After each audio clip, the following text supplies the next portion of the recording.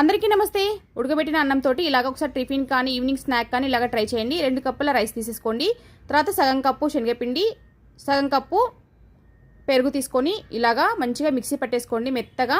తర్వాత పచ్చిమిర్చి, అల్లం పేస్టు, జీలకర్ర, సరిపడంత సాల్ట్ ఇలాగ వేసేసుకొని బొంబాయి రవ్వ ఒక 4 to 5 టేబుల్ స్పూన్ వేసేసుకోవాలి. చూడండి, మనం అన్నం అనేది చాలా మెత్తగా మిక్సీ పట్టేసుకోవాలి, అప్పుడే ఇది చాలా మంచిగా వస్తుంది.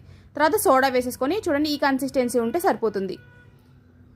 ఎక్కువ కన్సిస్టెన్సీ అవసరం లేదు, ఈ కన్సిస్టెన్సీలో ఉండాలి, వాటర్ ఎక్కువ అవసరం లేదు. ఇలా కలిపేసుకొని మనం దీనిని స్టీమ్ ప్లేట్లకి ఇలాగా ఆయిల్ అప్లై చేసేసుకొని దీంట్లోకి మనము స్టీమ్ చేసుకోవాలి. ఒక 15 మినిట్స్కి ఇది స్టీమ్ అయిపోతుంది.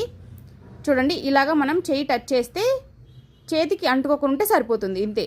ఇప్పుడు దీనిని మనము చల్లార్చుకొని చిన్న చిన్న ముక్కలు కట్ చేసుకోవాలి. తర్వాత ఇలా ఆయిల్ వేసుకొని జీడిపప్పు, జీలకర్ర, అలాగే పచ్చిమిర్చి, కొత్తిమీర, మసాలా మీ ఇష్టం అండి. నేనైతే సోయా సాస్, టమోటో సాస్ వేసుకున్నాను. మసాలా మీరు నార్మల్గానే వేసుకోవచ్చు, ఇంతే అండి. చాలా ఈజీగా రెడీ.